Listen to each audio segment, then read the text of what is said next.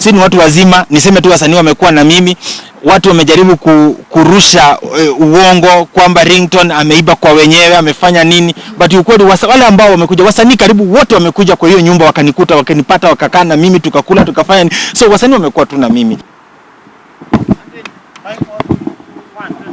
Hi guys, hope you're doing well. We are here with chairman mwenyewe Ringtone. With also the incidents that happened. Tukaona chairman ameshikwa, lakini kwa hapa leo tutakuwa tukipiga story naye kidogo, atuambie imekuaje. Anyway, Ringtone uko vipi? Mimi niko salama. Nashukuru Mungu kwa sababu niko hai leo. Ilibaki kidogo sana ni kufe. Unajua ujuangi ukitoka kwa nyumba yako siku ya kufa. Lakini ilikuwa kidogo nife kwangu. Karibu niuliwe kwa boma mahali, yani kwangu mahali naishi. So ni hivyo.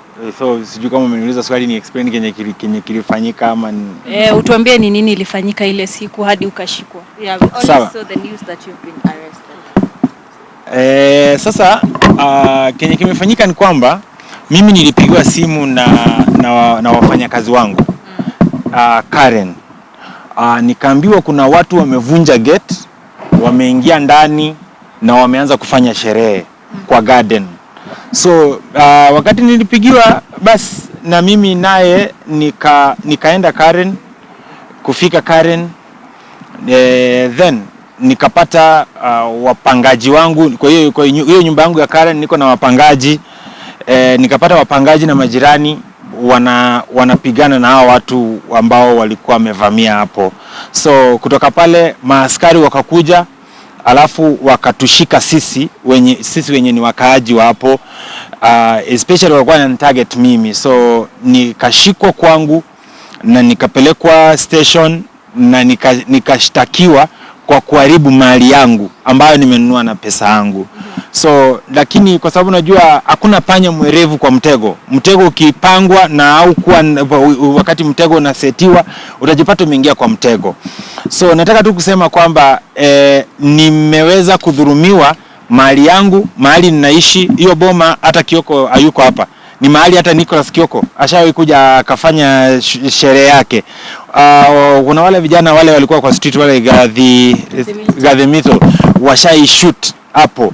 Watu wengi sana kwa industry wamekaa hapo. Ni nyumba ambayo mimi naishi na pia naifanya kama guest house. Saa hii vile tunavyoongea, wale watu ambao walikuja ni foreigners.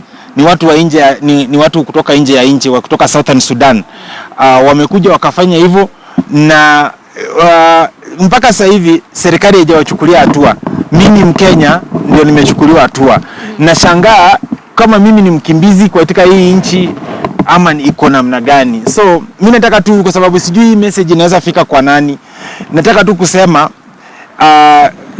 kama ni rais wa Kenya ambaye tunampenda, nataka kumwambia rais, nataka kumwambia mkuu wa internal security, nataka kumwambia Inspector General of Police, nataka kumwambia mkubwa wa CID kwamba mimi mahali naishi Karen nilivamiwa Friday. Watu walionivamia walikuwa wamejipanga, wamenitoa kwa nyumba, nimelala weekend mzima ndani ya jela. Na saa hii wale ambao wamevamia nyumba yangu wanalala kwa kitanda yangu, wanapika na sufuria zangu, wanaangalia TV yangu, na nguo zangu zile ziko ndani, niko sure maybe wanavaa nguo zangu. Na niko hapa ni kama Mkenya, ni kama yani niko nchi, ni kama najisikia ni kama niko Sudan, nafanywa na wa Sudan. Because Wakenya wamekuwa wakifanywa hivyo, nimekuwa nikiona Wakenya wanaenda Southern Sudan, wanafungua mabiashara, alafu ikishashika biashara wanafukuzwa, wanakuja Kenya. Sasa naona huo ugaidi ni kama ndio huo nimefanywa kwetu.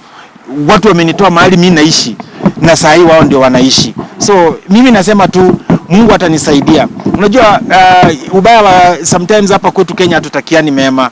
Kuna watu ambao wale watu ambao walipanga, wali create narrative na waliweza kucreate waseme Ringtone amevamia kwa boma ya wenyewe. Lakini Ringtone mimi hapana wazimu. Ringtone mimi hapana kichaa. Ringtone mimi ni naogopa Mungu, naogopa sheria, najua sheria.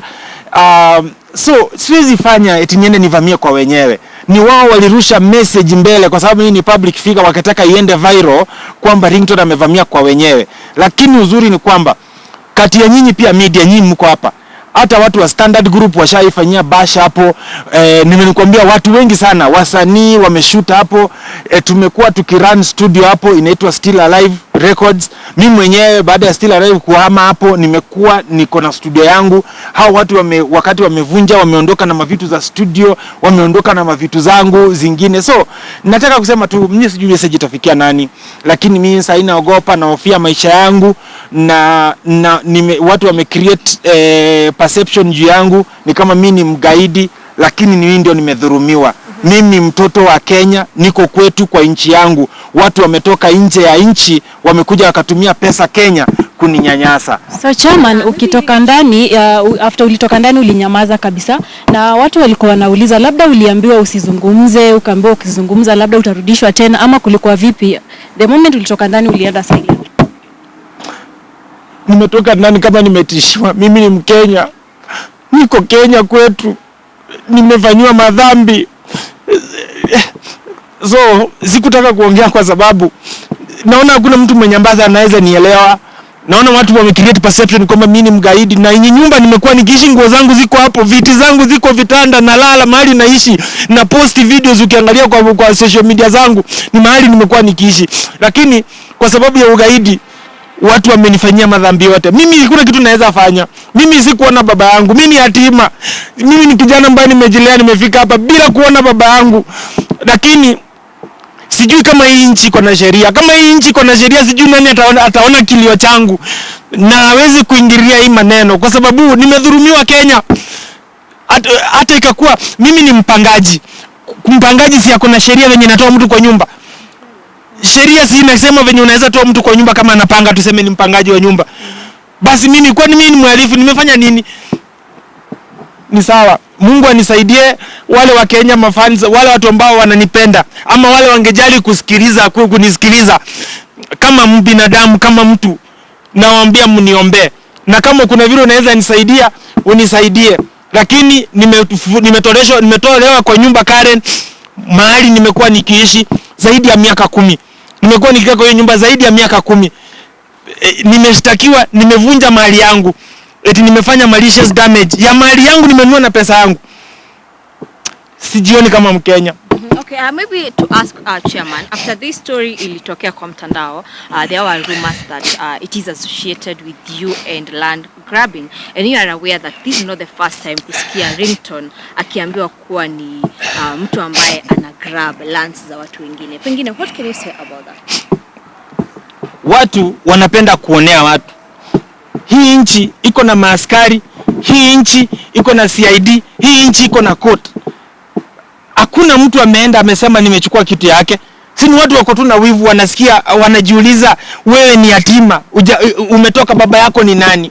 Yani watu wanaona kama baba yako hauna baba mwenye anajulikana, ufai kuwa na kitu.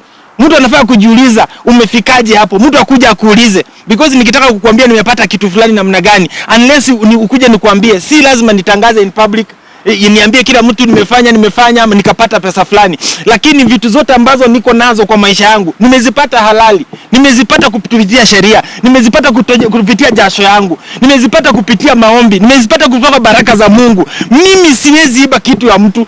Mimi najua, mimi naogopa Mungu. Siwezi iba kitu ya mtu. Mtu atokea aseme nimeiba kitu yake, atokee. Kwa hivyo hakuna shamba yoyote ushawahi kuiba. Na hizi rumors kutoka wapi? Rumors zinatoka watu ambao wanakuchukia, wanataka tu kusema maneno. Alafu hii town ya Kenya, kuna watu, nimekuambia, watu wakitaka kukupangia wanakupangia. Wanakupangia, hata unaweza wekewa madawa, unaweza wekewa mabunduki, unaweza ukipangiwa umepangiwa. Sasa nimetoka ndani nikajiuliza, ninyamaze ama nisinyamaze? Kwa sababu nisipoongea watu wanafikiri ni ukweli Ringtone alivamia kwa wenyewe. But ukweli ni kwamba Ringtone amevamiwa kwake. Kwangu mahali nimeishi more than 10 years. Nimevamiwa kwangu, lakini sasa mko hapa mnaniuliza Ringtone tumevamiwa kwa wenyewe. Kwangu, nyinyi mwenyewe mmekuja mmefanya machati, tumekuja hapo kwangu. Mnajua ni kwangu kweli. Na niko Kenya. So after ulitoka ndani, umerudi kwako kwa ile nyumba ama sasa unakaa wapi? Nimetishiwa, nimeambiwa ukikuja hapo utauliwa. So mimi nimeogopa kuuliwa kwa sababu nilivamiwa nikapigwa. Na sasa nikaona sitaki kuuliwa, nataka kupumua. Okay, maybe to ask, do you have the right documents that prove that you are the owner? Mimi niko na stakabadhi za kuniruhusu kukaa ndani ya nyumba. niko na stakabadhi za kuniruhusu kuishi ndani ya nyumba. Hivyo nitasema kufikia hapo full stop. Na vile ukiwa pale ndani, most of the time when an artist amearestiwa, unakuanga one of the people wenye wanaendanga kumwangalia pale ndani, wanafuatilia chini, but unfortunately hatukuona msanii yoyote ambaye alikuja kukutembelea. Kuna yeyote ambaye alikuja? Hapana, wasanii wamekuwa na mimi. Wasanii wamekuwa na mimi. Wamekuwa tu na mimi. Wasanii wote hakuna wasanii hawajakuwa na mimi. Wasanii wamekuwa tu na mimi. Kwa simu ama walifika? Sitaweza kukuambia zaidi. Wasanii wamekuwa tu na mimi. Sisi ni watu wazima, niseme tu wasanii wamekuwa na mimi. Watu wamejaribu kurusha uongo kwamba Ringtone ameiba kwa wenyewe, amefanya nini, but ukweli wale ambao wamekuja, wasanii karibu wote wamekuja kwa hiyo nyumba, wakanikuta, wakanipata, wakakaa na mimi, tukakula, tukafanya. So wasanii wamekuwa tu na mimi. So labda venye umetoka ndani, kesi imeisha ama uliambiwa kesi inaendelea? Kesi inaendelea. Kesi inaendelea. Ni ile tu nataka tu kuambia mkuu wa mashtaka DPP ajue kwamba mimi nimevurushwa kwa nyumba na wakora ambao wanajaribu kucreate narrative kwamba mimi nimeenda kwao. Lakini kuna pattern, kuna proof ya miaka yote, na ni nyumba ambayo niko mpaka na wapangaji. Yaani nimesublet. Si mimi peke yangu niko hapo, niko na ma student wameibiwa ma laptop. Hao watu walikuja, walivunja, wakaingia ndio wakaibia ma laptop. Niko na mpangaji Mchinese ambaye TV yake imeenda, laptop yake imeenda. Niko na watu, siishi peke yangu hapo ndani. Naishi mimi na niko na wapangaji 7. Hao wapangaji 7 wameibiwa vitu zao. Na ni wapangaji wenyewe ni watu wako available, mtawaona wakati kifika kama ni kotini ama no, lakini wapo. Tumedhurumiwa, lakini ni sawa. Do you think there's someone who is behind all this? Mimi sijui. Mimi nimejipata katika janga. Sijui nani naweza amini, sijui ni nani ananipiga, lakini mimi nawaambia nimekuwa nikiishi kwa nyumba Karen zaidi ya miaka 10. Niko na vyeti vya kuniruhusu kukaa ndani ya nyumba na nimevamiwa. Watu sasa wanavaa maybe nguo zangu, wanalala kwa vitanda zangu, wanapika na so mimi ile tunahofia maisha, sijui nitafanyaje. So nimeiachia Mungu na sheria ichukue mkono. Hivi sasa tukiongea, so Ringtone is homeless, una mali pa kuishi? Naweza sema niko semi homeless, lakini niko na nyumba nyingine. Lakini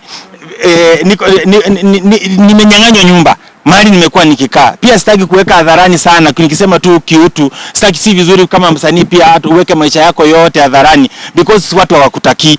Watu si eti kwa kutangaza nikitangaza maisha yangu ni ya kifahari, watu wanakasirika, watu wanakuona unaringa. So mimi naweza sema tu tuongelee jambo kwamba nimefurushwa kwa nyumba yangu mahali nimekuwa nikikaa kwa miaka zaidi ya 10. Niko na vitu nini ya kuniruhusu kukaa pale, alafu nimetolewa tu bila kutumia sheria. Hivyo kwa yale ambayo unayapitia, kisa hadi wakati unatoa machozi, ni kama unapitia kile kitu ambacho wewe mwenyewe umeshindwa kujicontrol yourself. Lakini sasa, which plans do you have after umetoka hapo kwenye polisi, na umesema kwamba umetishiwa maisha? Umeandika kwenye kituo cha polisi kwa umetishiwa maisha, apart from wao kusema kwamba uliingia kwenye nyumba ya mtu. Nitaenda kituo gani ya polisi na mapolisi ndio walitumika? Sasa mimi sijui Kenya ya kufanya. Si nimekuja tu niseme wale wa Kenya milioni 50 wananisikia, wasikie kuna Mkenya ambaye hajavunja kuingia kwa nyumba, amekuwa kukaa nyumba zaidi ya miaka 10, leo amefurushwa, watu wamechukua mali zake, watu wanakaa kwake, watu wanaishi kwake, wanalala kwa kitanda yake. Hivyo tu, mimi sijui yule mtu wa kunisikia. Nimesema tu kupitia hizi vyombo vya habari ambavyo mmeniwekea microphone, mwenye atanisikia anisikie. Na ni hivyo tu. Mimi nimefika mahali sasa sijui nani ananipenda, nani anipendi. Sijui nani adui yangu, ni nani rafiki yangu. Mimi yule rafiki wenye najua ni nimebaki tu naye peke yake ni Mungu na baba yangu. Mimi ni mtu nimekula kwa pipa, nimefika hapa. Sasa sina relative wa nguvu. Mimi sijui mimi sijui. So nataka tu kuacha, mimi sitaki mambo mingi, nishawaambia. Ningekuwa na baba yangu wako na nguvu, ningekuwa na relative ambao wako na nguvu na uwezo, singefanywa Kenya nimefanywa. Maybe ningetoka pia kwa jamii ambayo iko jamii ambayo maybe watu wanapenda watu wao. Mimi sijui ningekuwa pia natoka nchi nchi ambayo watu wanafuata sheria ama watu wanapendana, mtu angenisaidia. Lakini saa hii mimi siwezi kusema niko na nguvu yoyote. Mimi sina nguvu, sina relative, mimi sina rafiki. Niko na rafiki mmoja mwenye naamini anaweza nisaidia. Na mimi anaweza kuuza mtu, ni Mungu peke yake. Na tuachie hapo. Mimi nimemaliza, mbarikiwe. Acha nikuulize swali ya mwisho chama. Na after all that kuna wimbo umetoa inaongelea msamaha na kuna watu wamezungumza sana mambo mengi kuhusu story ilitokea. Labda uko tayari kusamea wale watu ambao wamekukosea, because tukiangalia wimbo unazungumzia msamaha. Are you ready to forgive everyone mwenye amekukosea? Mimi nimewasamea, ni mali yangu. Nimekwambia vile tunaongea saa hii, watu kwa nyumba yenye nimekuwa nikikaa zaidi ya miaka 10 wanalalia vitu zangu hivyo. Okay, apart from chairman kukuwa associated na kuwa pengine umeiba shamba, issues za land. Eve, nataka nikuonye usiseme hivyo kwa sababu unanikwaza, naanza kuona ni kama nimesimama next na adui wangu. Eve, watu wanasemanga vitu mingi town. So juu ya watu uko na thibitisho. Kama una thibitisho usiniulize swali kama hiyo wakati mimi naumwa na moyo.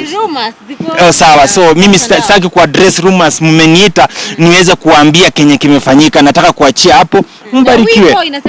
Wakati mwingine anasema vitu za ukweli, wakati mwingine anasema vitu za uongo, kuna wakati mwingine ana behave kama binadamu mzuri, wakati mwingine ana behave kama mtu ambaye anachukia kila mtu. So mimi sitaki kusema. Mimi nilivyo, nimetoka niweze kuongea. Wakenya waweze wale ambao wangejali kunisikia, wengi hawatataka kusikia, lakini wale wangejali kunisikia wanisikie, na hata waende kwa social media zangu waangalie ile nyumba inasemekana nili break in. Ni nyumba nimekuwa nikipost kwa miaka mingi sana kwa social media zangu, nikiwa naamka na host wasanii na host nani ni hapo. Period. Mungu awabariki na mniombe. Sijui cha kufanya. Asanteni. Karibu.